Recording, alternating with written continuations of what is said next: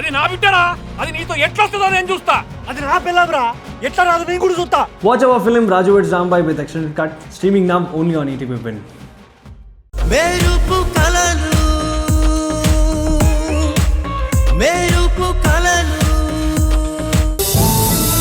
ఒక అమ్మాయి అయ్యుండి నేనేం చేయగలను అని కాకుండా మా నాన్న మీద పడిన నిందను ఎలా చెరిపేయాలని నువ్వు చేస్తున్న పోరాటం చూస్తుంటే చాలా గర్వంగా ఉంది.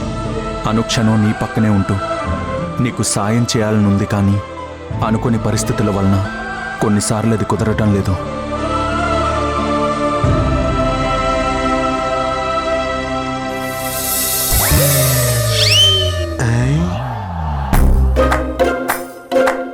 సార్, కాఫీ ఇవ్వమంటారా? సార్ చెప్పండి సార్, కాఫీ తీసుకురమ్మంటారా? సార్ కాఫీ తెమ్మంటారా సార్? ఏంటి సార్, ఏం మాట్లాడరేంటి? ఏంటి సీను, ఏదో అడుగుతున్నావు?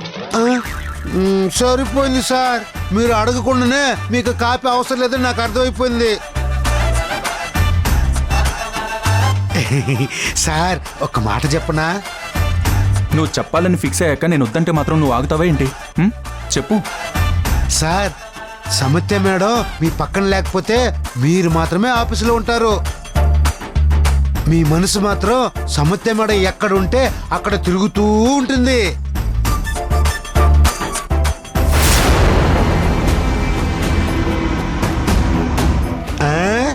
నవ్వుతున్నారంటే కరెక్టే కదా సార్? అంతే కదా సార్? ఏంటి, ఆవిడగారు లేకపోతే ఈయనగారి మనసు ఆవిడ కోసం వెతుక్కుంటూ వెళ్తుందా? దాన్ని తాళ్లు కట్టి ఎలా లాక్కొస్తానో చూడు. అంతే అంతే.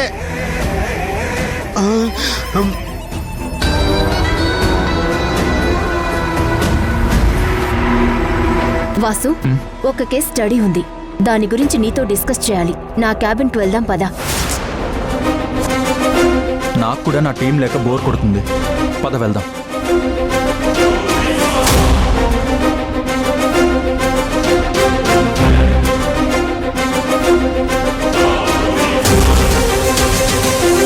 ఏంటి, సమితి మేడం పక్కన లేకుండా వాసు సారు వర్క్ చేయడానికి వెళ్తున్నారా? ఓయమ్మో, ఏంట్రా ఇది?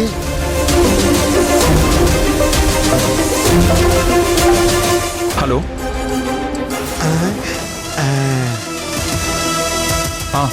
చెప్పరా చెప్పరా జై, అక్కడేం జరుగుతుంది? అంతా ఓకేనా?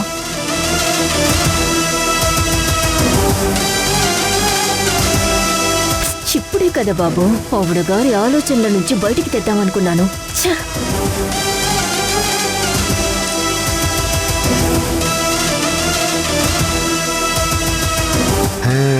నాకు తెలుసు, సమిత్య మేడం లేకపోతే వాసు సారు ఏ పని చేయరని.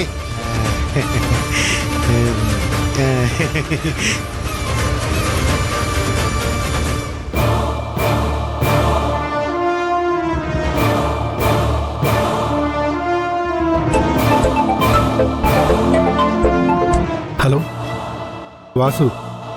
చెప్పు జై. ఏముందిరా, ఎవరు కోఆపరేట్ చేయట్లేదు. ఏం చేయాలో అర్థం కావట్లేదు. తను పక్కనే ఉందా? ఉంది, ఇస్తున్నాను, మాట్లాడు. వాసు. హలో, చెప్పు. నాకేం చేయాలో అర్థం కావడం లేదు. చేతికి దొరికిన మనిషి ఎలా మిస్ అయ్యాడో తెలియడం లేదు.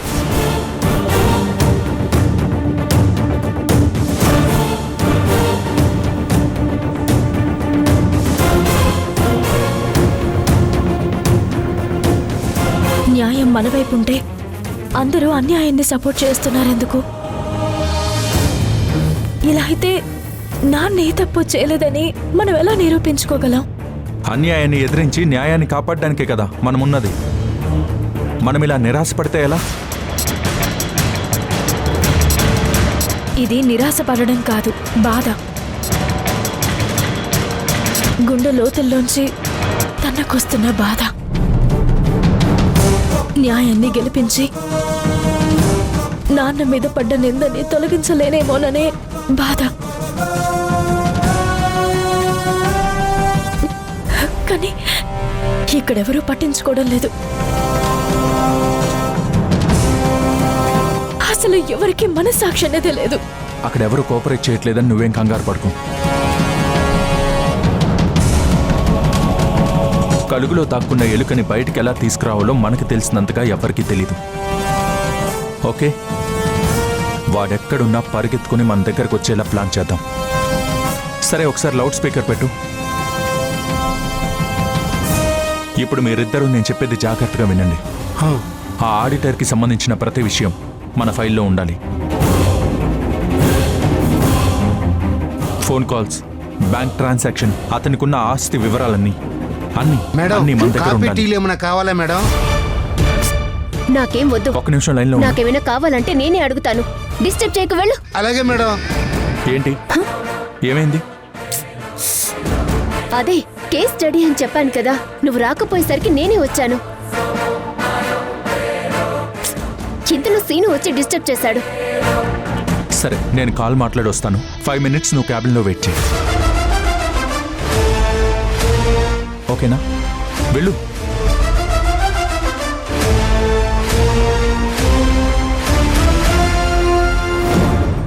హలో,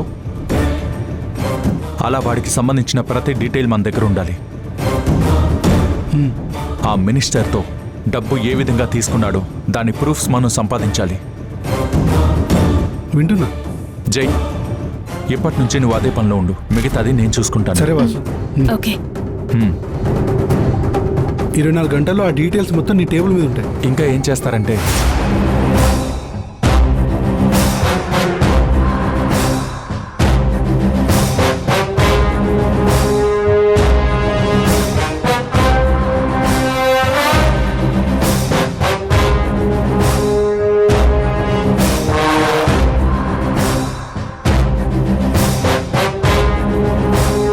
ఓకే సరే.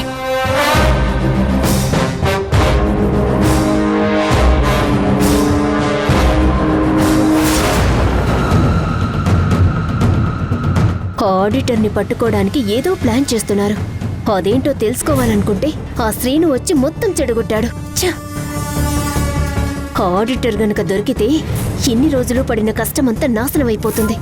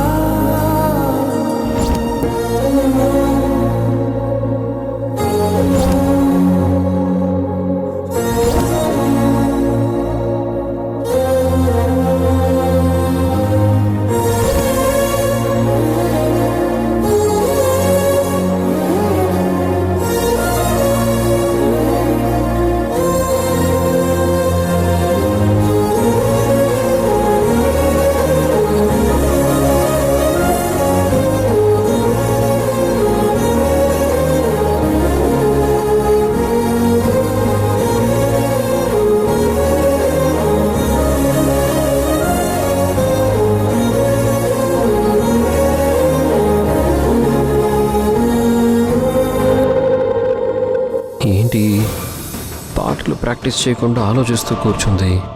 ఇంట్లో ఏదో జరిగి ఉంటుంది. ఇప్పుడు నీకు నేనున్నాను అని 4 మాటలు చెప్తే నా దారిలోకి వచ్చే ఛాన్స్ ఉంది.